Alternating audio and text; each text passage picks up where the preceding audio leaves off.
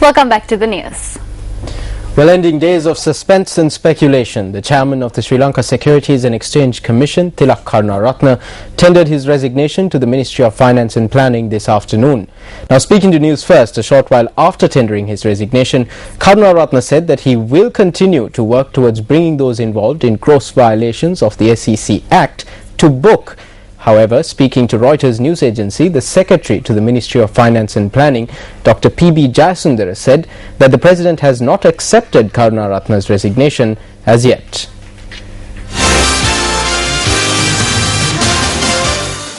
Tilak Karunaratne, the Securities and Exchange Commission chairman, revealed to the media on Monday that he would be stepping down from his post, citing pressure.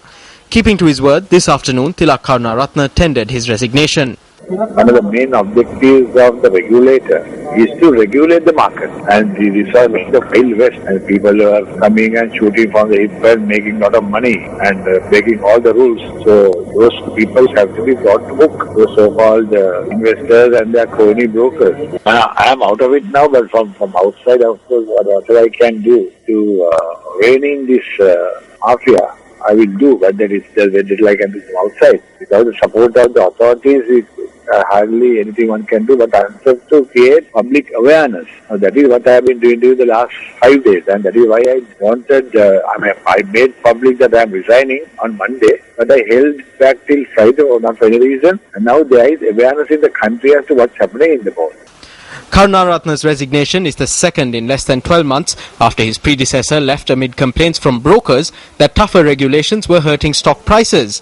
Nevertheless, Karunaratne had been pushing investigations into stock market malpractice, including so-called pump and dump deals in which investors are lured into apparently cut-price equities. So far, I have shown that there is sufficient evidence to take action against these people. So we recommence investigation into all these activities which have been sort of sent to cold storage earlier. So the moment I opened up the file, the pressure started coming. But all this time I weighed up. But I wanted to somehow do this. But it came to a stage where it was for me to carry on.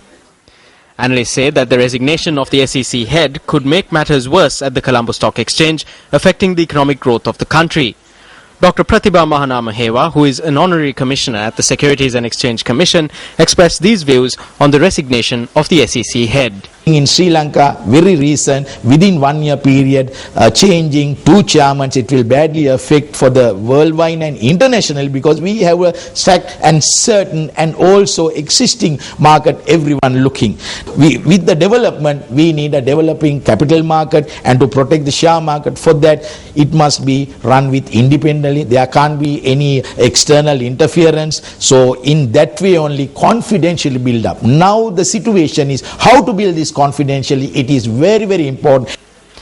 Nevertheless, the Colombo Stock Exchange, which had plunged over recent months, remained resilient today, emulating its performance over the last few days. The benchmark all-share price index gained 18.41 points to close at 4,927.13, while the more liquid Milanka price index gained 28.70 points to end the day at 4,550.02.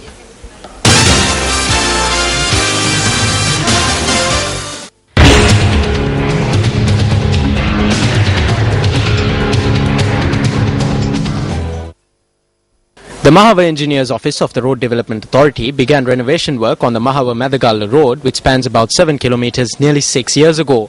However, the RDA has only been able to finish the carpeting work of the road for 6 kilometers.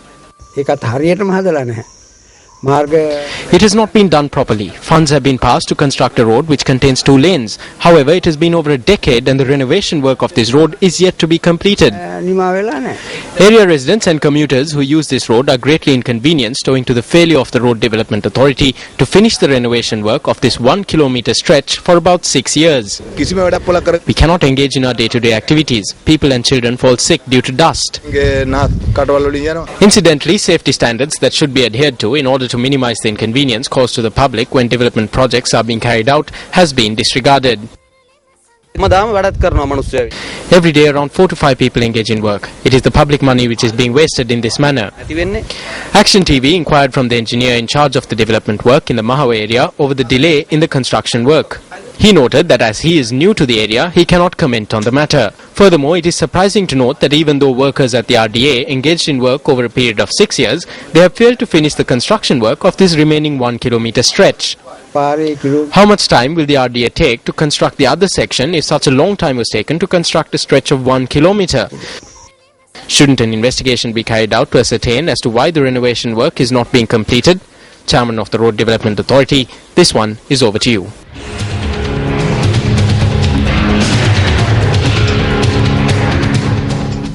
Still in local news, a team of Chinese experts have arrived in the island to repair the Lakvijay power plant in Norachole. Speaking to News First, Deputy Chairman of the Ceylon Electricity Board, Andra Vijaypala, said that he hopes that repair work at the thermal power plant will be completed by the 27th of this month. Operations at the thermal power plant came to a standstill on the 13th of this month, and the Ceylon Electricity Board decided to impose scheduled power cuts as a result. Power cuts are currently being imposed across 78 main cities for 3 hours and 20 minutes daily. The Ceylon Electricity Board commenced the power generation activities mostly through thermal power plants owing to the drought that was experienced in catchment areas over a period of 4 months. However, the Ceylon Electricity Board had to carry out power cuts in 2 occasions owing to mechanical breakdowns that were encountered at thermal power plants. In such a backdrop, employees at the CEB commenced a continuous strike on the 10th, citing several demands. We wish to tell the government that it cannot continue to deceive the CEB union members and leaders.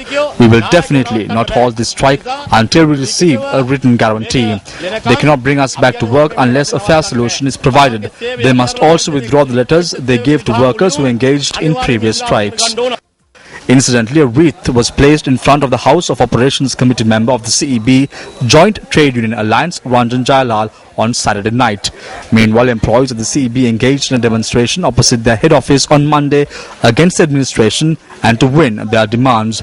Amidst the strike action, the CEB decided to recruit 5,000 employees on a temporary basis and to obtain the services of those who retired. We cannot stop generating electricity simply because there is a strike. Hence, we have provided him with the opportunity to recruit a group of individuals on a temporary basis. Meanwhile, on Wednesday, the general manager of the CEB issued a communique stating that all employees who are on strike should report to work before 12 noon today. However, trade union representatives noted that they will not report to work. There are issues within the CEB administration. They claim that this is a terrorist act. We are sad about this situation. However, last evening, following discussions with the Labour Commissioner, the employees attached to the CEB called off their strike. They have decided to report to work starting tomorrow. They have also decided to forward issues pertaining to salary anomalies to the Salaries Anomalies Committee chaired by the acting director. We warmly welcome this move.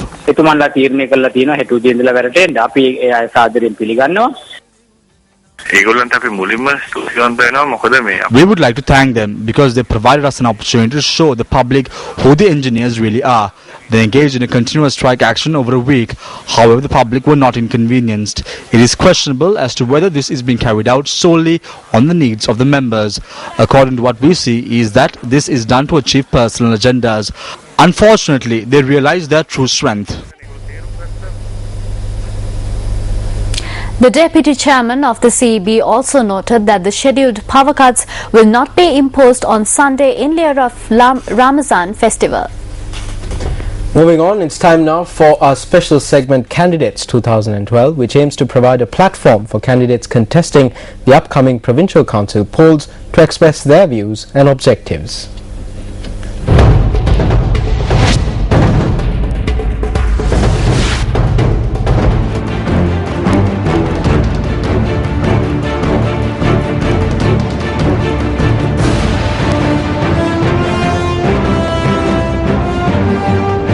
I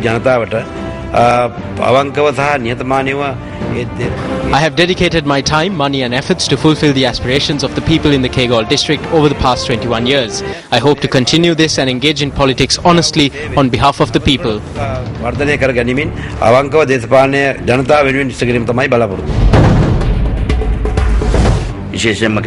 I wish to serve the people of Kegol. This is an era where corruption, fraud and violence reign supreme. The economy has collapsed. The health and education sectors have also collapsed.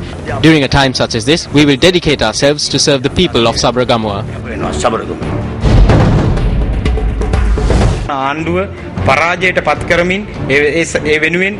We have presented a strong lineup for the upcoming election. We hope to commence a program to remove the ruling party from the Sabragamua province. The JVP will work with the people towards this goal.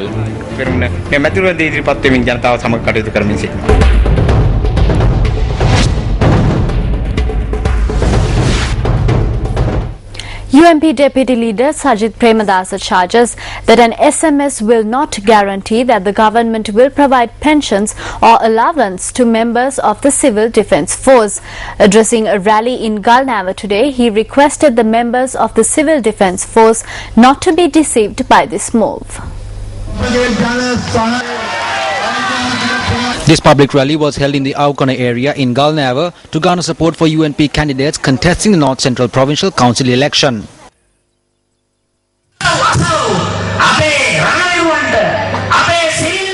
The war heroes of the Civil Defence Force have been vested with the responsibility of looking after chicks.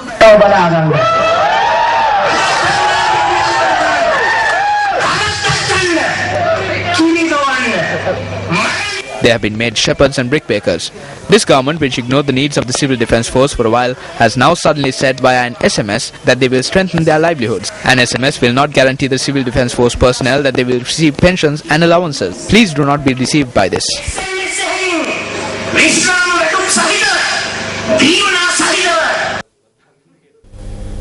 UNP activists say that the party's working committee should arrive at correct decisions to steer the party towards victory before the UNP faithful take matters into their own hands.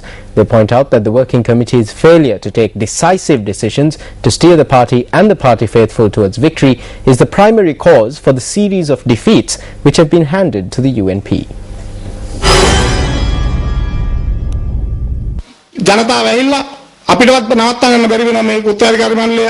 The working committee of the party should resign with respect without waiting for the party supporters to drag them out. Leaders who understand the problems of the people should be appointed in order to steer the party towards victory. We are now sick of telling this to the party leaders.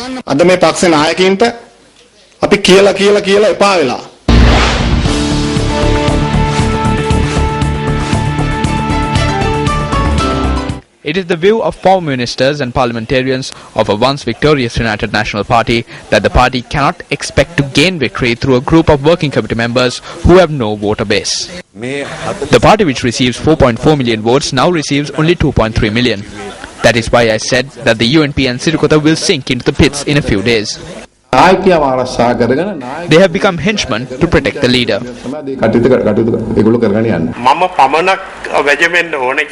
If an individual wants to reign self-supreme, what will happen to the party?